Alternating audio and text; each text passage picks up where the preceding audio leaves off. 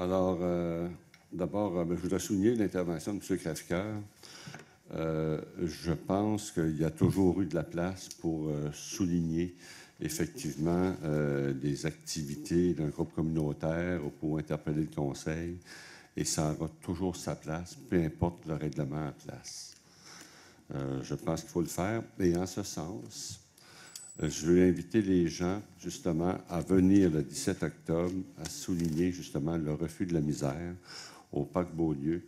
Donc, il y a un dîner communautaire, ça se fait tous les ans. Il y a une marche vers le centre-ville. Pour ceux qui y vont, vous savez que je suis là tous les ans. Je vais y être encore cette année. J'aide l'organisme, j'invite les gens à aider aussi l'organisme. Ils ont toujours de la misère à bouquer. Et en ce sens, il me semble qu'on donnait toujours un petit appui monétaire. Puis là, je ne l'ai pas vu cette année. Je ne sais pas s'il y a une demande qui est rentrée ou pas, mais je vais vérifier ça. On donnait toujours un petit appui monétaire au refus de la misère. Moi non plus. Je suis d'accord avec... Je vais voir Mme Bélanger là-dessus. Alors, je pense qu'il y aura toujours de la place pour ça, puis il faudra toujours prendre le temps d'écouter. Je pense que tout le Conseil va être unanime avec moi là-dessus. Il faut prendre le temps d'écouter les gens qui vont nous parler des organismes communautaires, que ce soit de leurs activités, de leurs demandes ou de leurs interventions qu'ils peuvent faire au niveau du Conseil.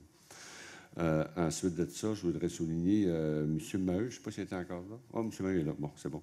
M. Maheu, je veux juste vous signaler que je sais qu'il y a des interventions importantes qui vont se faire au Parc Ronald-Beauregard en 2019, au programme triennal d'immobilisation. On a voté des montants importants et je pense que le parc Cochin en fait partie.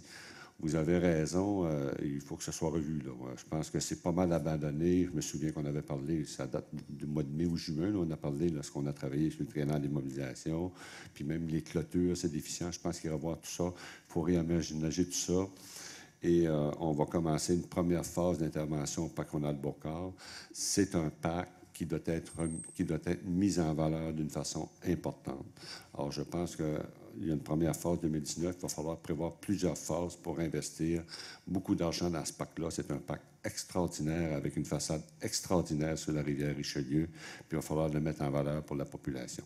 Alors, c'est tout, M. le maire. Je vous remercie beaucoup. Merci, M. Berthelot. M. Savard. Oui, merci, M. le maire. Tout simplement, pour répondre aux propos de M. Pétrin, pouvez-vous assurer, M. Pétrin, depuis mes 12 années de carrière comme conseiller municipal, je peux vous dire que quand un citoyen m'appelle, vous pouvez être sûr que je vais répondre à son appel. Puis s'il y a de l'information à donner pour rapidement intervenir avec la direction générale, on le fait. Je pense que tous mes collègues qui sont en entour de la table agissent comme moi.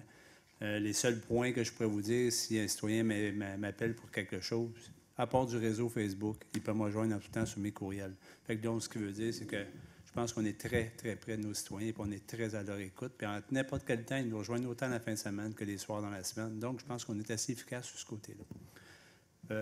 Autre point que je voulais faire part à la direction générale, on pourrait-tu regarder, Monsieur le directeur général, les accotements du chemin Saint-André?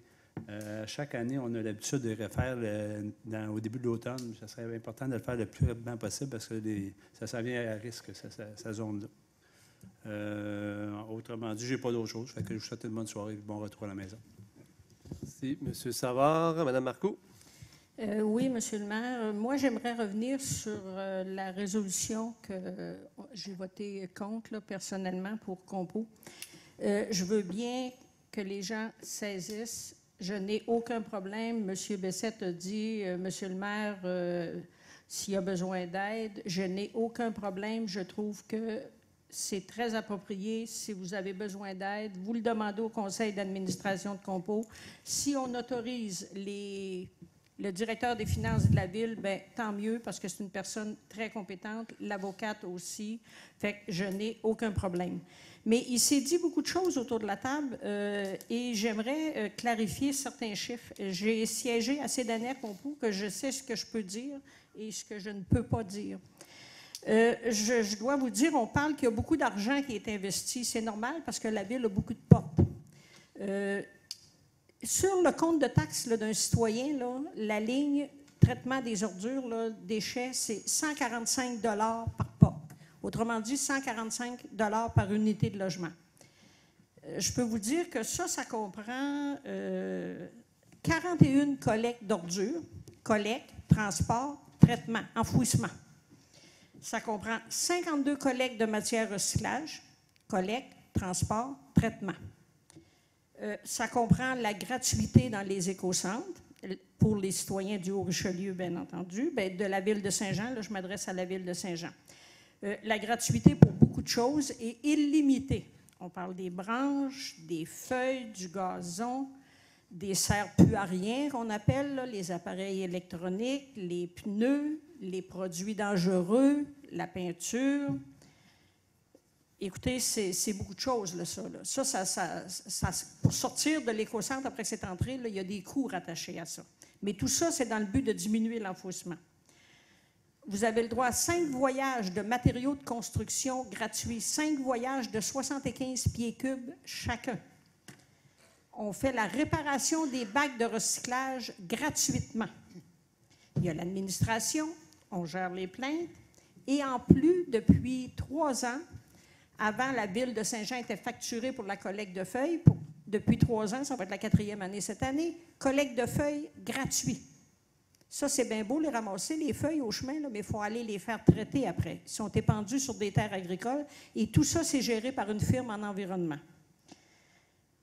On parle dans votre... Ça fait que moi, je trouve que pour 145 $, là, si vous voulez le comparer avec bien d'autres villes, là, on a vraiment un très, très bon service. Si on parle d'argent, on en a parlé à quelques reprises autour de la table. Et vous parlez ici de projet de plateforme de compostage qui va nécessiter des investissements majeurs. Oui, c'est un fait. C'est un dossier qui va nécessiter des bons investissements, mais c'est un dossier qui est éligible à des subventions. 50 %. Et je dois vous dire qu'avec toutes les années, ça, c'est des chiffres que je peux donner parce que c'est les états financiers de la MRC. Avec toutes les années, la MRC a réussi, en gérant les contrats de collecte et aussi en mettant un petit montant chaque année pour des projets spéciaux. On appelle ça, nous, à la MRC, le tiroir pour le numéro 3, autrement dit, la gestion des matières résiduelles. Il y a exactement, quand les états financiers de 2017 ont été déposés, 5 676 195 $ affectés et non affectés, mais la grande partie est affectée pour le projet de plateforme de compostage. Et il faut se rappeler ici qu'à la ville, nous avons également 1,8 million qui est dans un tiroir affecté à ce projet-là aussi, qu'on a réussi à avoir avec les fameuses redevances. Fait que donc, je voulais clarifier certaines choses, mais je n'ai aucun problème avec votre demande, Monsieur le maire. Je m'excuse, j'ai dépassé d'1 minute. Allez-y, Madame Poisson. Moi, je vais juste faire 3 petits points. Effectivement, Dominique, on sera toujours là pour écouter des causes. C'est la ville de Saint-Jean là pour ça. Régulièrement, tu le sais, je suis là dans des causes, je participe. Et même si quelquefois tu as besoin d'en faire la promotion, viens me voir, ça va me faire plaisir même d'en parler au mot de conseiller et d'inviter la population à participer, à aider les organismes de Saint-Jean-sur-Richelieu. Je voudrais juste terminer ce soir. Je veux juste faire une correction, peut-être, je vais peut-être me répéter aussi un petit peu, mais c'est pas grave. Pour les gens à la maison et tout ça, je veux vraiment prendre la peine. Je veux juste corriger 2 petits points que, dans le fond, que le maire propage depuis 48 heures sur les réseaux sociaux, sur des publications et tout ça. Alors, il est vraiment faux de prétendre que le règlement 1699, qui est plus coercitif que l'ancien règlement. Je l'ai répété tantôt, avant, une amende pouvait aller jusqu'à 1 000 $. Maintenant, le maximum, c'est 100 $. Alors, je trouve que M. le maire a donc induit, encore une fois, la population en erreur. Et ça, imaginez-vous, en toute connaissance de cause, c'est qu'est-ce qui est le pire là-dedans. Et de d'autre part également, je l'ai dit, je vais me répéter, il est vraiment faux de croire que la direction générale, ici, à la ville de Saint-Jean, a le pouvoir sur nos policiers pour émettre des amendes. La direction générale n'a aucune autorité sur la loi de la police. Les seules personnes qui peuvent écouter ces policiers ici présents, c'est leur directeur de police. Encore une fois, on essaye de faire peur au monde, on essaye d'indigner la population, de les mettre un petit peu, les désinformer. Alors, je voulais prendre le temps juste de rectifier le tir. C'est tout pour moi, Monsieur le maire. Monsieur Auger. Oui, juste un point. Juste pour mentionner que On va commencer la semaine prochaine, probablement. Comptage sur la rue René-Boileau et Séminaire Sud. Donc, de façon à savoir si on doit réactiver le feu de circulation qui était à cet endroit-là, mais qui n'est pas activé. Donc, on devrait commencer le comptage la semaine prochaine. C'est tout, M. le maire. Merci, M. Auger. M. Gendron. Merci, M. le maire.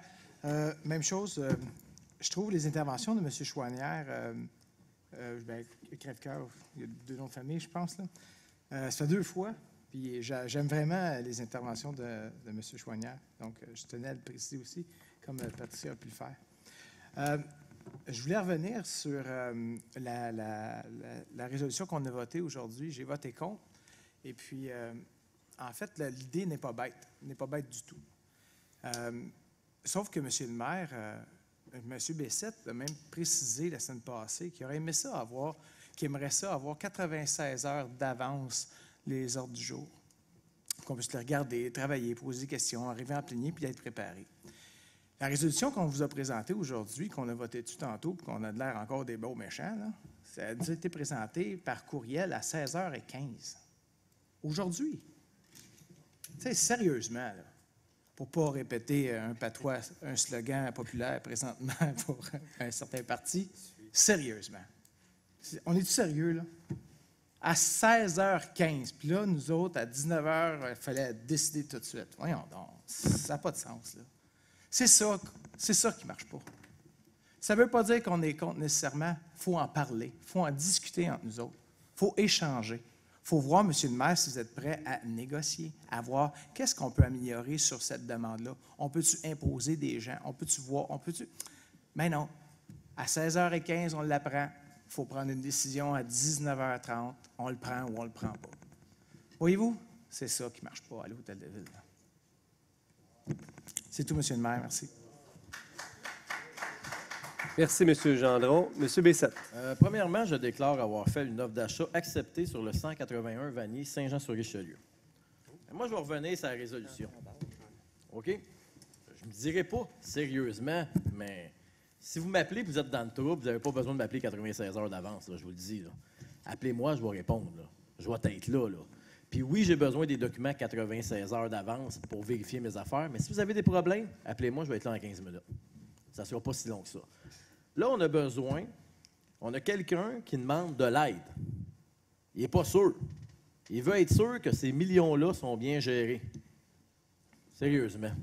On a-tu besoin d'en faire un débat?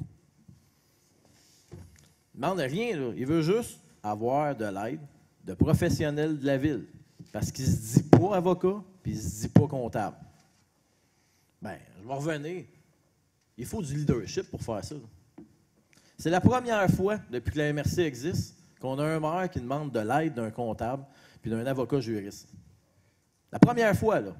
De toutes les maires qui existent, c'est la première fois qu'on demande ça. Mais j'espère que ça va faire boule de neige. Pour que on ne s'en cachera pas, quand il y a plus de têtes autour d'une idée, mieux que l'idée va être formée, mieux que ça va aller. Bien, moi, je veux le féliciter pour ça, parce qu'il fallait quand même du courage pour l'amener. Puis j'espère que la MRC va aller de l'avant, parce qu'au moins tout le monde ici est d'accord, fait qu'au moins le message est clair. On a entendu tout le monde est d'accord. Fait que le message est clair, on n'a peut-être pas une résolution, bon, ça on peut comprendre le pourquoi, on n'a peut-être pas une résolution en ce sens-là, mais tout le monde a été clair qu'on est tous d'accord. Bon, on l'a eu trop vite, on l'a eu trop en retard. Bon, écoute, on va avoir le temps d'y penser, puis à la prochaine réunion, on reviendra en disant tout qu'on est d'accord. J'ose espérer que ça va aider, parce que c'est quand même des gros postes budgétaires. Pour vous souvenir de la plateforme, là une couple d'années, on parlait des bouts, puis j'avais quand même fait, juste à moi, une différence dans la gestion des bouts d'une ville au complet. Juste en étudiant le dossier, puis en le travaillant, puis après ça, les fonctionnaires se sont mis, puis ils m'ont donné un accord que j'avais raison. Pourtant, plusieurs personnes avaient passé là-dessus. Vous savez, plus qu'il y a de tête pour penser un dossier, plus qu'on va loin, mieux qu'on le fait. Est-ce que Compo est bien géré? J'ai aucun doute que c'est bien géré. Est-ce que ça peut être mieux géré? J'ai aucun doute que ça peut être mieux géré. C'est comme ça dans toutes les entreprises. Il y a toujours place à l'amélioration. Toutes les entreprises, on doit s'améliorer. Il y a 20 ans, c'était bien géré. Aujourd'hui, ça peut être mieux géré. Le statu quo n'a pas sa place. Si on arrive à amener des nouvelles idées, des nouvelles façons de faire, bien go, on y va. Fait que là-dessus, malheureusement, ça n'a pas été, mais je comprends que tout le monde est d'accord. Fait que j'ose espérer que ce soit une formalité. On va le demander à la MRC. Puis j'espère que ça va passer. J'espère qu'on ne dira pas tout. on veut un appui du conseil, parce que sinon, on va être dans un embarras incroyable.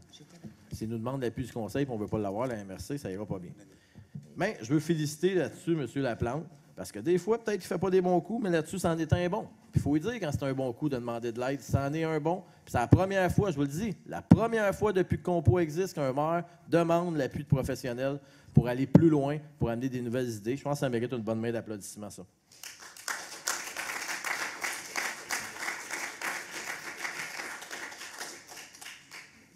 Sur ce, je pourrais revenir sur le règlement, mais on a tout dit. Je vais vous souhaiter une bonne soirée. Puis, malgré le beau temps, j'aimerais qu'on pense aux rues de Gravel qui se détériorent. Il a fait beaucoup soleil, mais les rues commencent à être maganées. L'automne s'en vient. J'aimerais qu'on repasse une petite attention, tant qu'on n'aura pas mis de l'asphalte, qu'on mette une petite attention, un petit grader, puis qu'on avance le dossier de Gravel, des rues de Gravel qui traînent en long et en large. Je ne comprends pas. J'aimerais que ça avance beaucoup plus vite. Je comprends les délais, mais il y a des gens qui sont présentement dans le bout, puis l'hiver va revenir, puis on va être obligé de pas... On ne pourra pas saler ces rues-là parce que les rues vont défoncer. J'aimerais qu'on mette un face là-dessus pour que ça aille beaucoup plus vite. Merci beaucoup. Merci, M. Bessette. Madame Marilyn Charbonneau.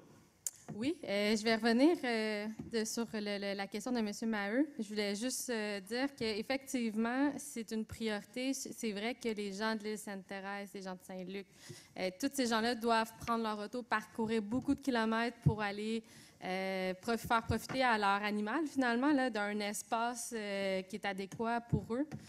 Puis, ça fait partie des discussions que j'ai ici avec la Ville. Puis, j'espère que très, très bientôt, comme M. Berthelot le disait, c'était dans le PTI, puis qu'on peut avoir un troisième parc à chiens, pas juste rénover les anciens. Là, j'aimerais vraiment qu'on aille de l'avant avec un troisième parc à chiens.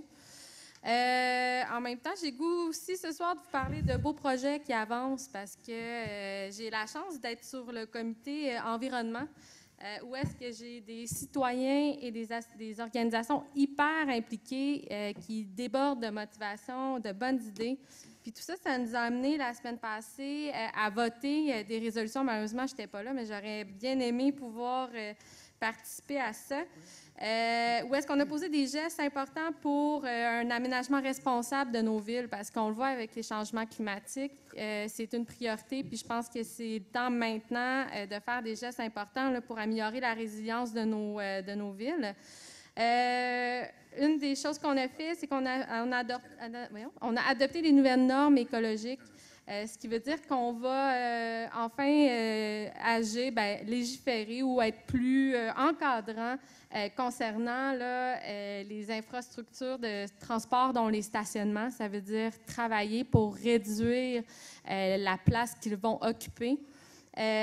Transformer les toits noirs en toits verts ou plus pâles avec des indices de lumière moins fortes. Je pense que plus qu'on avance, plus qu'on va devenir obsédé par les arbres.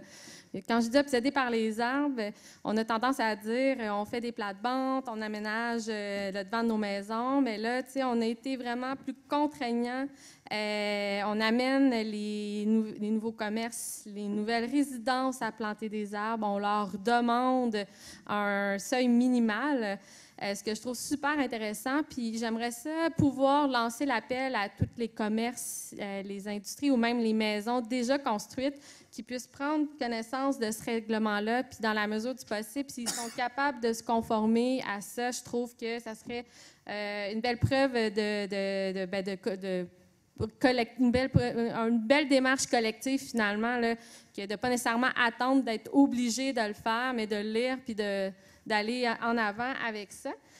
Puis, je pense qu'il y a beaucoup, on parle des supports à vélo, on parle de nouveaux recouvrements pour les entrées, des capteurs solaires. C'est une première phase. J'ai hâte de voir la deuxième phase. Puis, je suis très, très fière de ça. Également, on a entamé le pas avec l'usage, les plastiques à usage unique. On a adopté une démarche. Je tiens à dire qu'on est quand même dans les 20 premières municipalités au Canada, même à adopter ou à vouloir s'en aller vers une réglementation pour le bannissement des sacs de plastique. Puis aussi pour le plastique à usage unique. C'est quand même un fléau. On sait que ça a commencé dans les années 90. Avant, on avait tout notre sac d'épicerie en papier. Là, puis tranquillement, pas vite, c'est une industrie qui nous a poussés vers les sacs. Finalement, ça prend 1 seconde à peu près à faire, puis 1000 ans à se dégrader par la suite. Puis on l'utilise à peu près 20 minutes dans son utilisation globale. Là. Fait que je pense que c'est vraiment un bon pas qu'on a fait. Puis je suis très contente que ça ait fait l'unanimité au sein du Conseil. Les normes écologiques aussi. Pour moi, c'est un début d'accomplissement vers justement développement, un aménagement plus durable de nos municipalités.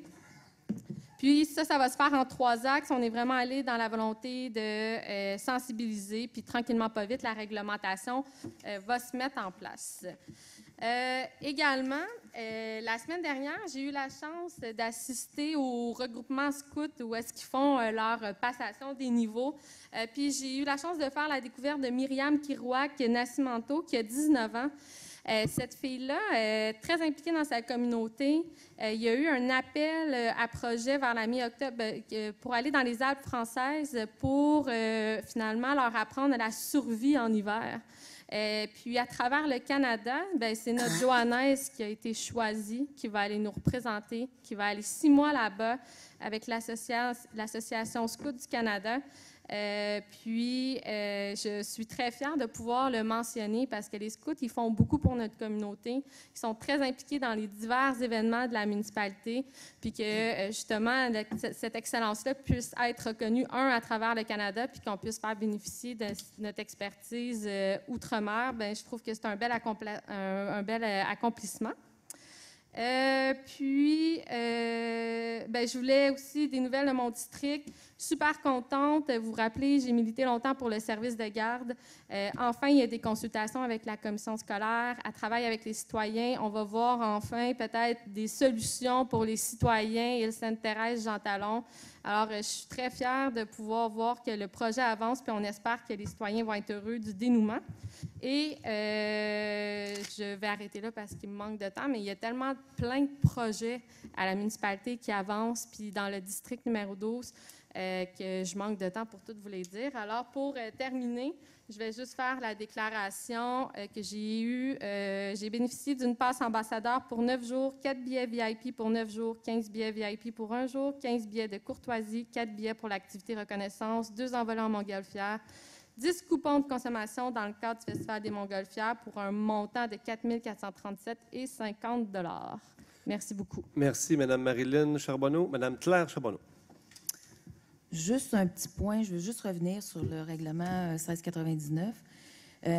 Dommage que M. Raymond est parti, parce que M. Raymond avait dit qu'on était coupé de 50 % les périodes de questions. Dommage aussi que Mme Boudreau ou Mme Goudreau, là, je ne sais plus, je suis un peu mêlée avec son nom, n'est pas là non plus, parce que la semaine passée, on était à 75 % de périodes de questions de coupées. Cette semaine, on est rendu à 50 %. Si on regarde comme il faut, si les gens calculent, s'il n'y a pas de séance extraordinaire, on est plus vers le 40 %. Puis s'il y a des séances extraordinaires, on peut baisser à 25-30 %. Fait que juste faites les calculs parce que nous n'avons pas 2 réunions par mois à chaque mois. Souvenez-vous que le mois de janvier, on en a seulement un. Juillet et août, on en a seulement un aussi. Fait qu'il faut juste faire le pourcentage aussi.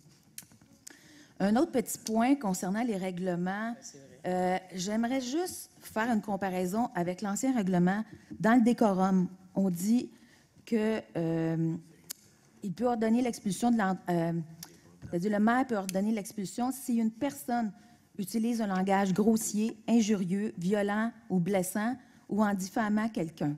Si on regarde le nouveau règlement, il est interdit à toute personne qui assiste à une séance du conseil municipal d'intimider, d'indisposer ou de discréditer un membre du conseil, un administrateur municipal ou toute autre personne présente. Je pense que ça se ressemble un peu, ça veut juste dire de garder le respect pour les gens en avant de vous, les gens qui ont été élus. Je pense qu'on a le droit à ça. Et aussi, Monsieur le maire, une chose que je me pose comme question, Quand vous dites dans votre déclaration, dans le courrier, quand vous avez exercé votre veto, ils disent que vous dites que les citoyens n'auront plus le droit d'indisposer un élu. J'ai cherché la définition de indisposer. Ça veut dire mettre quelqu'un dans de mauvaises dispositions, incommoder, importuner, vexer, faire souffrir, gêner quelqu'un. Je me pose la question, est-ce que ce ne serait pas un manque de respect envers les élus quand vous dites que les citoyens n'auront plus le droit d'indisposer un élu? Est-ce qu'on pourrait dire les citoyens n'auront plus le droit de faire souffrir un élu ou manquer de respect? Merci. Bonne soirée. Merci, Mme Charbonneau. Donc, à mon tour, je vais essayer d'être bref, d'être rapide. J'ai 5 points à vous mentionner. Premièrement, je vous informe que la semaine prochaine, lundi prochain, même si c'est la journée des élections, il y aura une séance extraordinaire du conseil municipal. Le but de cette séance extraordinaire, c'est de voter finalement toutes les dérogations mineures qui ont été annulées suite aux collègues qui ont quitté l'Assemblée du 10 septembre. Ce soir-là, on devait adopter une série de dérogations mineures. Donc, comme ils ont quitté l'Assemblée, les avis publics ont tombé, la Ville a dû republier, remettre des affiches. Et donc, on va réadopter l'ensemble de ces dérogations mineures-là la semaine prochaine en séance extraordinaire, parce que la prochaine séance du conseil municipal est à la fin octobre prochain. Donc, voilà pour l'information. J'ai reçu, sur une note plus positive, j'ai reçu en début d'été une rencontre super intéressante d'étudiants du cégep qui m'ont remis un livre sur les changements climatiques. Je vous lis quelques passages de leur lettre qu'ils m'ont fait parvenir. Nous sommes les étudiants du cégep de Saint-Jean-sur-Richelieu et dans le cadre du cours Stratégie d'apprentissage, nous avons fait divers apprentissages sur l'environnement. L'un des objectifs de ce cours est de faire une action concrète dans la société. Pour ce faire, nous avons décidé de vous écrire afin de sensibilisation, mais aussi pour vous proposer des solutions afin de contrer le réchauffement climatique, un enjeu important pour notre société. Je saute des passages. Au niveau municipal, protéger tous les arbres et espaces verts déjà existants est une priorité. Puis, veiller à la plantation de nombreux nouveaux arbres est essentiel, tout comme voir à leur entretien. En tant que maire, il vous appartient de signer des résolutions en ce sens et de contrecarrer tous les projets qui auraient des visées essentiellement économiques sans égard à l'environnement. Je saute un autre passage. Le réchauffement climatique pourrait être contré par l'utilisation d'énergie propre et décarbonée dans tous les domaines. Dans le secteur municipal, exiger que les nouvelles constructions sur notre territoire respectent des mesures plus strictes en matière d'environnement et de mise. C'est justement ce que Mme Charbonneau parlait. Aussi, bâtir des espaces de vie modèles au niveau écologique est ce que nous souhaitons. Nous vous encourageons à continuer votre acharnement pour faire respecter l'environnement sur l'ensemble du territoire jouannais et à faire de cette municipalité, celle de notre cégep, un bel exemple au niveau provincial concernant l'environnement.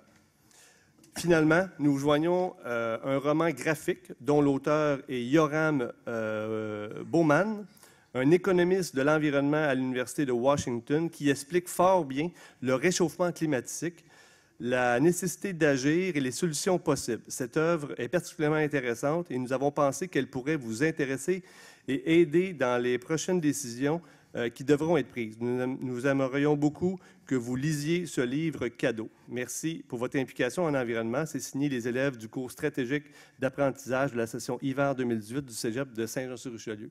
Donc, j'aimerais remercier énormément les étudiants pour leurs lettres. Leur démarche aussi, et pour le livre, évidemment. Je n'ai pris connaissance. Et avec eux, j'ai convenu d'une chose. J'ai convenu qu'après l'avoir lu, que j'allais le remettre à un autre membre du conseil pour qu'il puisse en prendre connaissance et puis qu'à son tour, qu'il puisse aussi le passer au prochain. Donc, j'ai pensé, dans un premier temps, le remettre à Marilyn Charbonneau, qui est la présidente du comité environnement, donc qui pourra en prendre connaissance et le remettre éventuellement.